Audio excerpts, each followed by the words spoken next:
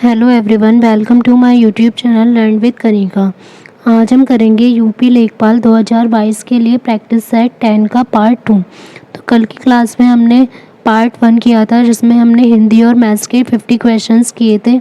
आज की क्लास में हम सामान्य ज्ञान और ग्राम्य समाज एवं विकास के 50 क्वेश्चंस करेंगे। इसमें हम यूथ कंपटीशन टाइम्स के 15 प्रैक्टिस सेट की सीरीज़ कर रहे हैं। तो इसमें हमारे 9 सेट कंप्लीट हो चुके हैं, 10 सेट आज 10th कंप्लीट हो जाएगा। इसके बाद बचेंगे इसके 5 सेट जो कि हम 19 जून से पहले कंप्लीट कर लेंगे। और आप इनकी PDF भी टेलीग्राम ग्रुप से ले सकते हैं जिससे कि आप अच्छे से दोबारा रिवाइज कर सकते हैं आंसर्स को। और टेलीग्राम ग्रुप का लिंक डिस्क्रिप्शन बॉक्स में भी गिवन है, या आप लर्न विद कनिका के नेम से सर्च करेंगे तो भी आपको मिल जाएगा। और इस एग्ज़ाम में हमें याद रखना है कि 1/4 नेगेटिव मार्किंग होगी। मीन्स एक क्वेश्चन अगर हमारा गलत होगा तो उस पर हमारे कितने मार्क्स कम होंगे, 1.25 मार्क हमारे डिडक्ट हो जाएंगे। तो ये ध्यान रखते हुए हमें क्वेश्चंस को अटैम्प्ट करना है। तो अगर आपको ये वीडियोस अच्छी लग रही हैं तो आप इन्हें लाइक एंड शेयर भी ज़रूर कीजिएगा। साथ ही कमेंट सेक्शन में अपने स्कोर भी ज़रूर बताएं। क्वेश्चन 51 है, प्राचीनतम वेद कौन सा है। तो ये भी क्वेश्चन इम्पोर्टेंट है, बहुत एग्जाम्स में पूछा जाता है कि प्राचीनतम वेद कौन सा है। हमें पता है कि वेदों की संख्या कितनी है, 4। ऋग्वेद, अर्थवेद, यजुर्वेद और सामवेद। जो इसमें सबसे पुराना वेद है, प्राचीनतम वेद है, वो है ऑप्शन ए ऋग्वेद। और सबसे बाद का अगर पूछा जाए, सबसे लास्ट आ जाएगा अर्थवेद। और ये भी पूछ लेते हैं कि ऋग्वेद में कितने मंडल हैं। इसमें पूरे 10 मंडल हैं। और सूक्त पूछ लेते हैं, ये कई एग्जाम्स में पूछा जाता है। तो 1024, 1028 इस टाइप से ऑप्शन दे देते हैं तो इसमें कन्फ्यूज़न होती है। तो हमें याद रखना है कि जो सूक्त होंगे वो उसमें 1028 होंगे। नेक्स्ट है, विक्रम संवत कब प्रारंभ हुआ था। तो जो विक्रम संवत है वो बहुत ही पुराना संवत है और इसके जो प्रणेता है किसको माना जाता है, सम्राट विक्रमादित्य को। इन्हीं के नाम पर ये विक्रम संवत नाम पड़ा था। तो ये पूछा है कि ये कब प्रारंभ हुआ था, तो ये 57 ईसा पूर्व में प्रारंभ हुआ था, ऑप्शन ए। नेक्स्ट है, निम्नलिखित किन सम्राटों के शासनकाल में भारत का पहला मुद्रा रुपया मुद्रित हुआ। तो जो पहली करेंसी रुपया थी वो किस सम्राट के शासनकाल में मुद्रित हुई थी, तो ये हुई थी शेरशाह सूरी के शासनकाल में। नेक्स्ट है, निम्नलिखित में से किसने सभी तीनों गोलमेज सम्मेलनों में भाग लिया। तो ये क्वेश्चन भी बहुत इंपॉर्टेंट है कि किसने तीनों गोलमेज सम्मेलन में भाग लिया था, क्योंकि 3 हुए थे। तो ऐसे इंसान थे भीमराव अंबेडकर, या कह सकते हैं BR अंबेडकर। इन्होंने तीनों गोलमेज सम्मेलन में भाग लिया था। अब हम देख लेते हैं कि गोलमेज सम्मेलन कब कब हुए थे। तो जो पहला हुआ था 12 नवंबर 1930 से लेकर 19 जनवरी, इनकी डेट भी हमें पता होनी चाहिए, ये भी पूछ लेते हैं, 1931 तक। फिर हमारा जो सेकंड गोलमेज सम्मेलन वो 7 नवंबर 1931 से लेकर 1 दिसंबर 1931 तक। फिर तीसरा जो हुआ था वो 17 नवंबर 1931 से लेकर 24 दिसंबर 1932।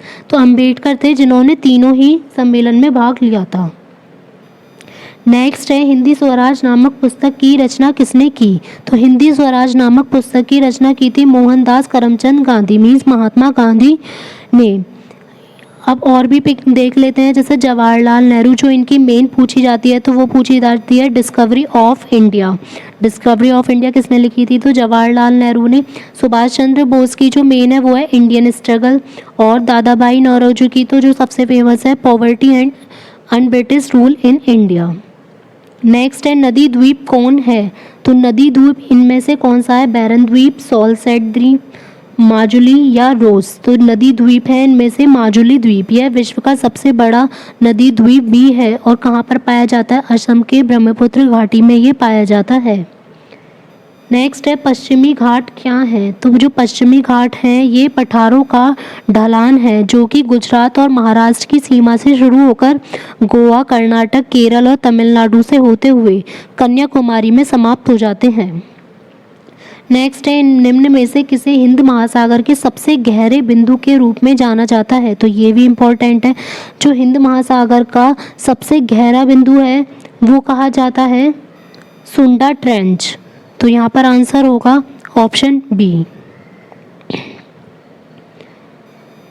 नेक्स्ट है, निम्नलिखित में से कौन सी गैस वातावरण का महत्तम भाग है। तो जो वातावरण में ही बताना है कि उसमें कई गैसों का योगदान होता है, तो सबसे ज़्यादा परसेंटेज कौन सी गैस की होती है, तो सबसे ज़्यादा नाइट्रोजन की होती है, जो कि कितनी होती है, वैसे तो अप्रॉक्स में हम देखेंगे 78, लेकिन करेक्ट देखेंगे अगर तो 78.08%। और इसके बाद सेकेंड नंबर पर ऑक्सीजन होती है, जो कि 20.95% होती है। बाकी अन्य argon, carbon dioxide, neon, helium, methane, hydrogen, ये सभी गैसें होती हैं। नेक्स्ट है, भारतीय संविधान के किस संशोधन अधिनियम में मतदान की उम्र 21 से घटाकर 18 कर दी। ये भी इंपॉर्टेंट है, ये नॉर्मली ज़्यादातर वैसे इसमें वही क्वेश्चन दिए गए हैं जो ज़्यादातर पूछे जाते हैं। तो इसमें हमारा किस संशोधन अधिनियम से मतदान जो वोटिंग हम करते हैं उसकी उम्र 21 से घटाकर 18 कर दी। तो ये की गई थी 1989 का 61वां संशोधन अधिनियम।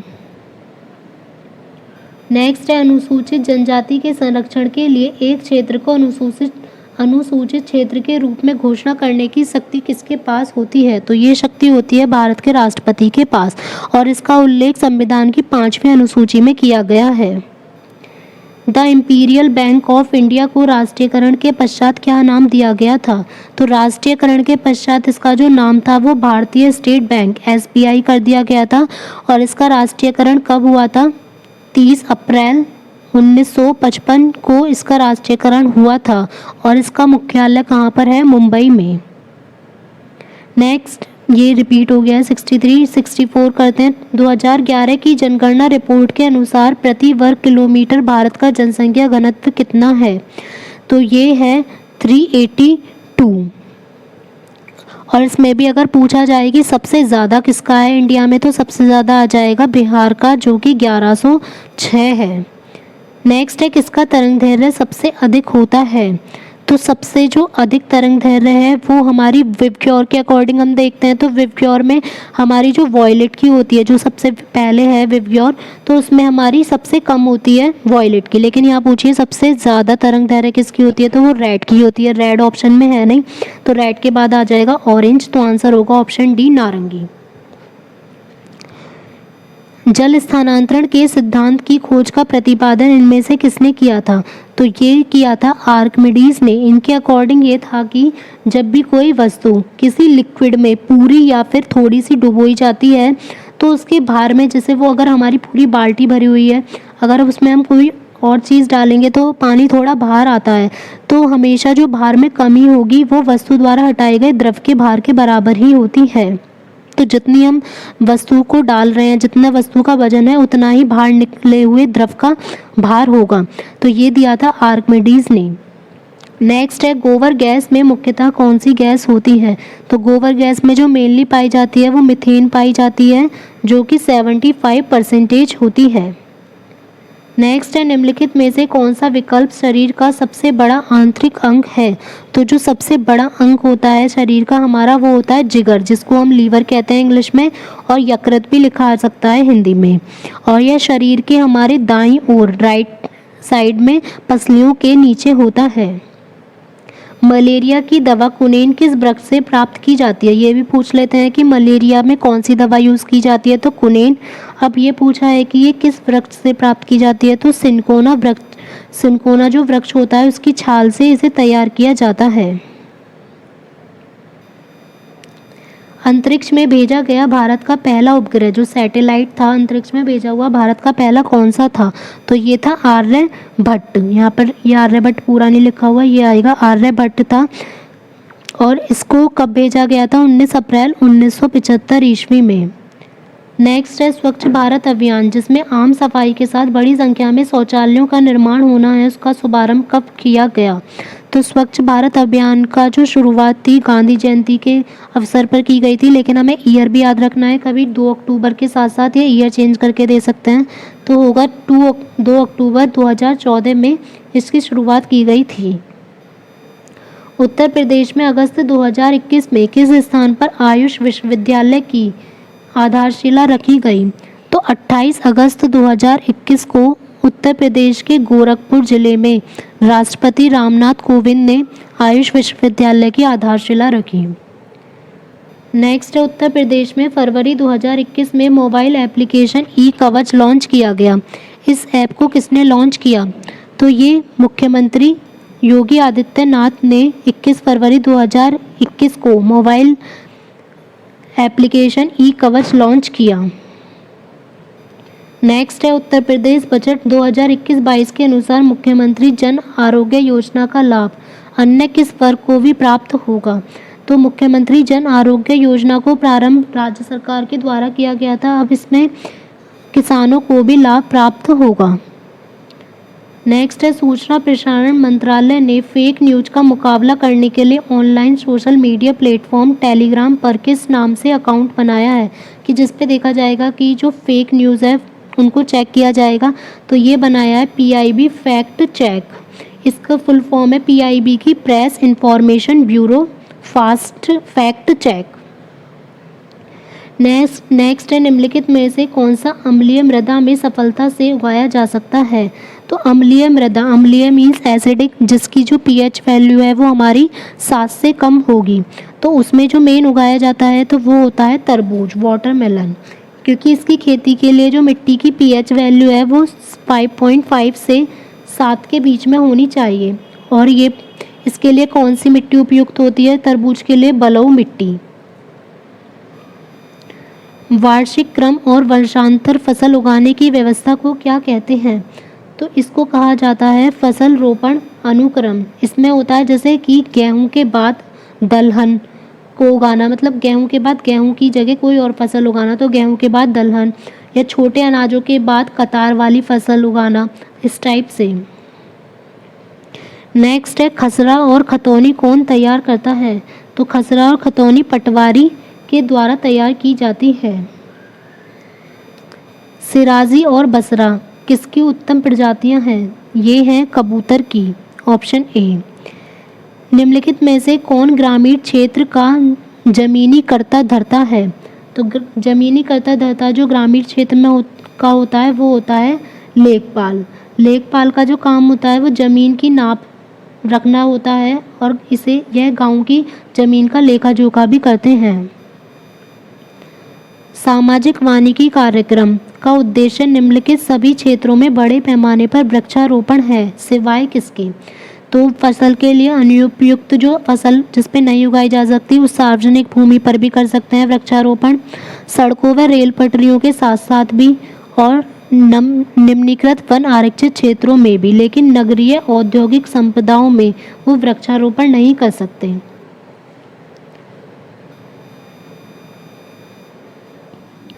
नेक्स्ट है उत्तर प्रदेश में लिंगानुपात वर्ष 2001 में 898 से वर्ष 2021 में कितना तक पहुंचा है? तो ये पहुंचा है 912 तक। 2001 में 898 था और 2011 में हो गया है 912। नेक्स्ट है भारत में स्थित किस शहर को विश्व का सबसे पुराना शहर माना जाता है? तो सबसे पुराना शहर माना जाता है वाराणसी को, और भारत की आध्यात्मिक राजधानी भी वाराणसी को ही कहा जाता है। नेक्स्ट है मनरेगा के अंतर्गत सामग्री संगठन के मामले में केंद्र और राज्य सरकारों द्वारा किए गए निधिकरण का अनुपात कितना होता है? तो ये होता है 75:25। धान के लिए सबसे अधिक उपजाऊ भूमि कौन सी है? तो धान के लिए जो उपजाऊ भूमि होती है वो होती है दोमट मिट्टी। भारतीय संघात्मक व्यवस्था में तृतीय तल कब शुरू किया गया? तो तृतीय तल मतलब जो थर्ड लेयर शुरू की गई थी पंचायत वाली, वो कब शुरू की गई थी? 1993 ईस्वी में, क्योंकि ये 73 जो कॉन्स्टिट्यूशन अमेंडमेंट हुआ था 1992 का, उसके द्वारा जोड़ा गया था, लेकिन जो लागू किया गया था, क्योंकि यहाँ पर लागू पूछा है, तो वो 24 अप्रैल 1993 को किया गया था। इसीलिए 24 अप्रैल को राष्ट्रीय पंचायती दिवस मनाया जाता है। पंचायती राज प्रणाली में पंचायत समिति गठित होती है किस स्तर पर? तो जो पंचायती समिति होती है वो खंड स्तर पर होती है। पंचायत की संरचना में निम्नलिखित में से कौन सा एक सही नहीं है? किसी राज्य का विधानमंडल विधि द्वारा पंचायत की संरचना के लिए उपबंध कर सकता है, तो ये ठीक है। ग्राम सभा गांव स्तर पर अपनी शक्तियों का प्रयोग करेंगी, ये भी ठीक है कि ग्राम सभा गांवों के लिए होंगी। नेक्स्ट है प्रत्येक राज्य ग्राम, मध्य और जिला स्तर पर पंचायत का गठन करेगा, तो यहाँ पर ये गलत है क्योंकि इसमें मध्य का कोई भी रोल नहीं है। नेक्स्ट है 3 लेयर हैं, केवल 4 नहीं। ऐसे राज्य जिनकी जनसंख्या 20 लाख से अधिक नहीं है वे मध्य स्तर पर पंचायत का गठन नहीं कर सकेंगे, तो ये भी ठीक है। तो यहाँ पर आंसर हो जाएगा ऑप्शन सी। नेक्स्ट है निम्नलिखित में से किस संविधान संशोधन अधिनियम से नगर पालिकाओं को संवैधानिक प्रशस्ति की गई है? तो पंचायत का अगर पूछा जाएगा तो वो तो हमारा हो जाएगा 73वां जो फर्स्ट वाला ऑप्शन है, ये है हमारा पंचायत के लिए। अब पूछा है कि यहाँ पर नगर पालिका के लिए, तो वो ऑप्शन बी हो जाएगा 74वां संशोधन अधिनियम 1992। छठी पंचवर्षीय योजना के दौरान निम्नलिखित में से कौन सा कार्यक्रम शुरू किया गया था? तो छठी से किया गया था एकीकृत ग्रामीण विकास। नेक्स्ट है 12वीं पंचवर्षीय योजना की अवधि क्या है? तो क्या थी ये 12वीं पंचवर्षीय योजना की अवधि थी 2012 से 2017 के बीच में। निम्नलिखित में से किस फसल की रोपाई की जाती है? तो इनमें दे रखा है सरसों, धान, गेहूं, मक्का, तो इनमें से की जाती है धान की रोपाई। पूसा सुगंधा 5 एक सुगंधित किस्म है किसकी? तो ये है धान की। गंगा वाराणसी एक प्रजाति है, गंगा वाराणसी है आंवले की संकर प्रजाति। निम्नलिखित में से व्यवसाय का सामाजिक उद्देश्य क्या है? तो व्यवसाय का जो सामाजिक उद्देश्य है रोजगार का सृजन करना। मुख्यतः गरीबी उन्मूलन हेतु निम्नलिखित में से किस प्रधानमंत्री ने मूल रूप से 20 सूत्रीय कार्यक्रम प्रारंभ किया था? तो 20 सूत्रीय कार्यक्रम शुरू किया था इंदिरा गांधी जी ने, और इसकी शुरुआत की गई थी 1975 ईस्वी में। निम्नलिखित में से कौन सी फसल उत्तर प्रदेश में आमतौर पर या व्यापक रूप से उगाई नहीं जाती है? तो जो उत्तर प्रदेश में उगाई जाती है, गेहूं उगाया जाता है, चावल उगाया जाता है, तिलहन, गन्ना, जौ। लेकिन जो कपास है वो उत्तर प्रदेश में नहीं उगाया जाता क्योंकि यहाँ की मिट्टी कपास की खेती के लिए उपयुक्त नहीं है। तो कपास का उत्पादन जो मुख्य रूप से किया जाता है वो गुजरात और महाराष्ट्र में किया जाता है क्योंकि वहाँ पर इसके लिए काली मिट्टी उपयुक्त होती है। नेक्स्ट है ग्रामीण निर्धनता को दूर करने वाला प्रमुख कार्यक्रम कौन सा है? तो इसमें IRDP है जो कि 1978 में शुरू किया गया था, ट्राइसेम भी है 1979 में शुरू किया गया, JRY भी है 1989 में शुरू किया गया। तो आंसर होगा ऑप्शन डी उपयुक्त सभी। नेक्स्ट है रिलायंस निम्नलिखित राज्यों में से किस एक में गैस आधारित ऊर्जा उत्पादन परियोजना लगाने जा रही है? तो रिलायंस कंपनी उत्तर प्रदेश के गाजियाबाद के दादरी नामक स्थान पर ऊर्जा उत्पादन परियोजना लगाने जा रही है, तो आंसर हो जाएगा ऑप्शन डी। लास्ट क्वेश्चन है उत्तर प्रदेश में जिला पंचायत का अध्यक्ष निर्वाचित किसके द्वारा होता है?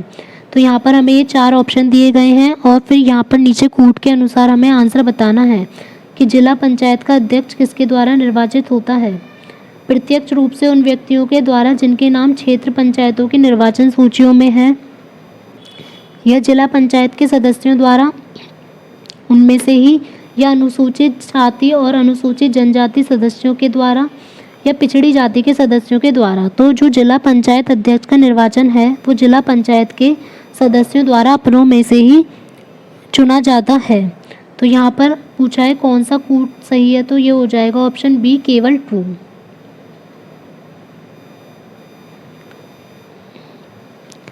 तो आज हमने ही सामान्य ज्ञान और ग्राम्य समाज एवं विकास के 50 क्वेश्चंस कंप्लीट कर लिए हैं, तो इससे 10 सेट कंप्लीट हो चुके हैं। अब हम नेक्स्ट क्लास में 11 सेट का पार्ट 1 करेंगे। तो अगर आपको ये वीडियो अच्छी लगी हो तो इसे लाइक एंड शेयर ज़रूर कीजिएगा। साथ ही अगर आप चैनल पर नए हैं तो चैनल को सब्सक्राइब करना ना भूलें। Thank you.